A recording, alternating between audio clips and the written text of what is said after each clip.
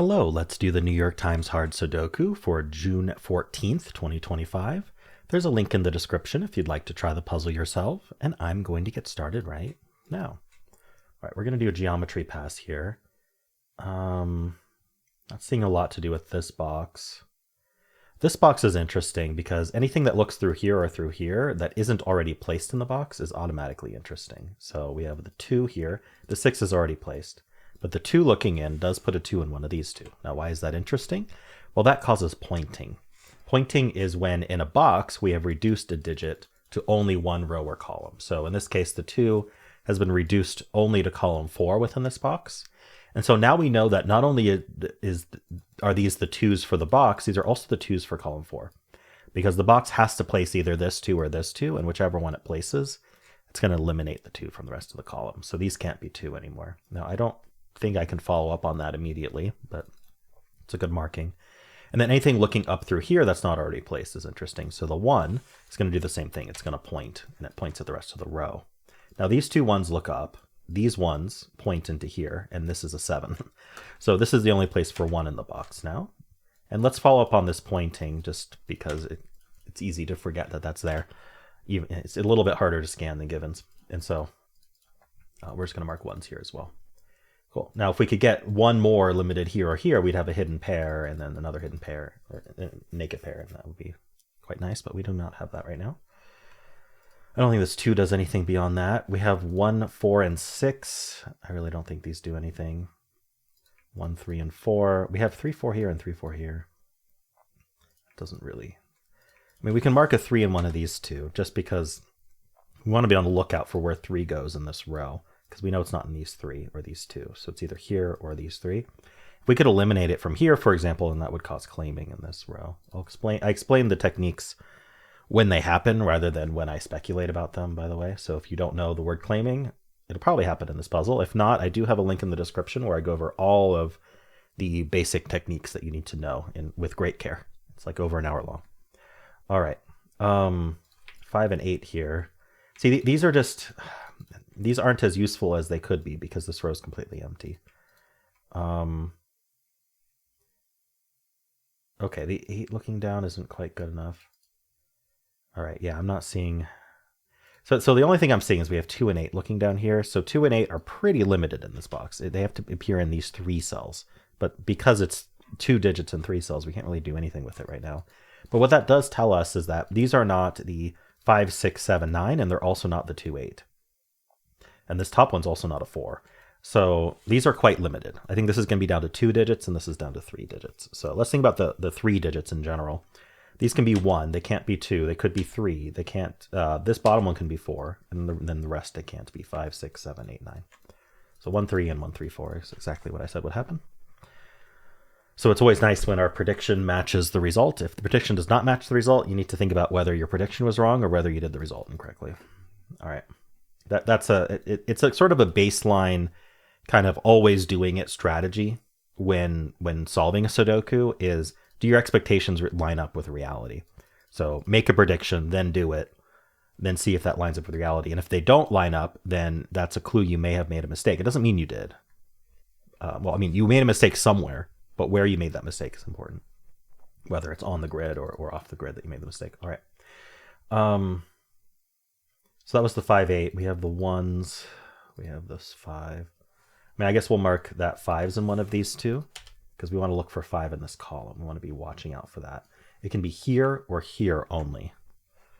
So once one of those is eliminated, we can place the 5. All right. 4 and 5 here, not... Oh, actually, these 2 5... I missed this on my first pass through. These 2 5s look... Oh, sorry, I did this wrong. No, never mind. Ooh. I completely like bent my vision on where this 5 was. All right, like I said, does reality match your expectation? Anyway, these 5s all look in putting a 5 one of these 2. That's not as interesting, but we'll mark it since I see it. And then in here we have the 5, 7, 9. So kind of the corollary to this 2, 5. Oh, sorry, the 2, 8 looking in is we have this 5, 7, 9 that need to end up in here somewhere, but we already have a 5, so it's just the 7 and 9.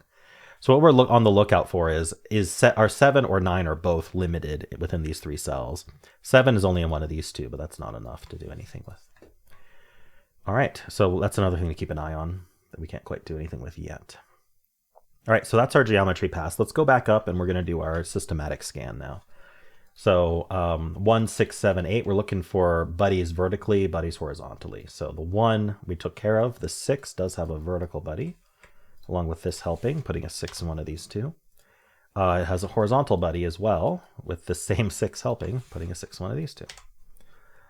All right, the 7 does not appear to do anything. Nothing at all. Okay. And then we have the 8 as well. Okay, so these two 8s look in. This 8 helps. This is quite nice. So I have these corner marks, but there's something more we can do. Now, do you see it? If not, I'm about to explain. So let's ignore these 1s for a second. Let's just pretend they aren't there. This might be a bit more easy to see, which is that we have corner marked the 6 in these two cells, and we've corner marked the 8 in these two cells, and they're not corner marked anywhere else. That's important. So it's 2 digits in 2 cells. One of these has to be 6. That's what the corner mark means. One of these has to be 8. That's what that corner mark means. Well, if one of them is 6 and one of them is 8, then we can convert those to center marks and say, well, we can only put a 6 or an 8 in here. Even though we thought, for example, that we could put a 1 in these cells, there's no immediate violation of Sudoku, like the Sudoku rules if I were to put a 1 here. Like there's no 1 in the column, there's no 1 in the row, there's no 1 in the box, there's no conflict here. But we know that if we do that, we are not going to be able to fit both 6 and 8 into this box. So we have already broken the puzzle. We recognize that we've broken the puzzle by doing this. Because these 6s all look in now. We have to place a 6 here. But now there is literally nowhere in this box to put an 8. And eventually we're going to run into a problem because we know we're going to have to place an 8 in this box. So that's what the hidden pair does. Is it says, well, because we need room for both the 6 and the 8 in these two cells, we do not have room for anything else. So there cannot be a 1 here, for example. And now, if you remember, we had 1s corner marked across all the way because we had these 1s pointing and these 1s looking in. And so the 1s can't actually be here anymore because the hidden 6-8 pair, leaving only one place for 1. And that's actually going to finish our 3-4 here. And then the 7-9 pair ends up here that we were talking about earlier. This 3 also resolves this 3. And now these 3s look in, putting a 3 in one of these 3. All right, I'm going to follow up as best we can. Also got this 4. That actually places the 4, and when I placed the 4, that removed one of my 5 corner marks, and so then that places the 5 as well. Only a place for 5 in the box. We were left with only one 5 corner mark, which tells us we have a hidden single. All right, we also have a triple left here. I think it's worth marking that. It's 1, 2, 8. Yeah, the 1 looks in, so that places the 1. We're left with the 2-8 pair here, which leaves a pair here as well. We have 1, 2, 3, 4, 5, 6. We need 7 and 9. All right. Now, we do know that 7's up here, 9's up here. I'm looking at 1, 5, 3, already marked, 9 marked, 7 marked, 4 placed. Okay. Cool. I think there's more we could do with this band, but we'll just do it when we naturally get there. We're up here with this hidden 6-8. We can keep following up on the hidden 6-8. That was just the 1. In fact, we have 4 1s. Sorry, before we continue, we have 4 1s looking at this box. Let's just place the 1 there. In fact, how are we doing on 1s? So there's a 1 in one of these two. And so there's only 2 1s left to place. We have 1, 2, 3, 4, 5, 6, 7 placed. And the 2 1s are going to end up somewhere in this rectangle, either like this or like this, but we don't know how. All right, not yet anyway. So following up on this hidden 6-8 pair, it all didn't just remove 1. Let's see, 2, 3, it removed 4. So this 4 looking in here, now these can't be 4 because of the hidden 6-8 pair. So 4 ends up in one of these two. And that is going to point along with this 4, putting a 4 in one of these. Oops, sorry, this 4 helps. So these 4s point in, this 4 looks in, this 4 looks up, placing the 4 in this box. Very nice. That sort of creates an interesting, so it's actually the same pattern as this. It's just kind of transformed a little bit. So anything looking through here or through here that isn't placed yet would be interesting. So the 2, for example, looking in, does put a 2 in one of these 2, and that is going to point. Unfortunately, we just don't know much about 2s right now. We have this 2-8 pair, but... All right, we'll come back to that. But that means that these aren't 2. Unfortunately, the 1 and the 4 are already placed, and so is the 8. So that's all we get out of that. I'll come back to that in a second. So that was the 4 that we just followed up on. They already couldn't be 5, 6, 7, 8. So 9 was also removed from these. So this 9 looks up. These aren't 9. But there are 3 places for 9. I don't think I can do better than that. Okay. Cool. So that was the hidden 6-8 pair. And so that was either from the 6 or the 8. Let's just keep looking. I'm looking for buddies, right? So, you know, it might have been over here that I did that. The 6 probably, or the 8. Okay. So let's look at this 3, 4, 5, 6, 8. So we have the 4s are done. The 6s are taken care of, I think. Yeah, I don't see anything to do with that. The 8. Okay, I don't think there's more to do with these digits. And we've got the 1 and the 2 here. Okay. Is this box interesting at all? So we know these aren't 4. I don't think it's enough. So some of these might be worth marking, but let's hold off on that for now. We'll come back to it if we need to.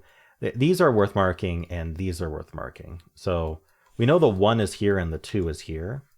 They're not 3, 4, 5, 6, but 7 and 9 are left. So we can just mark those up, and that's not a 7.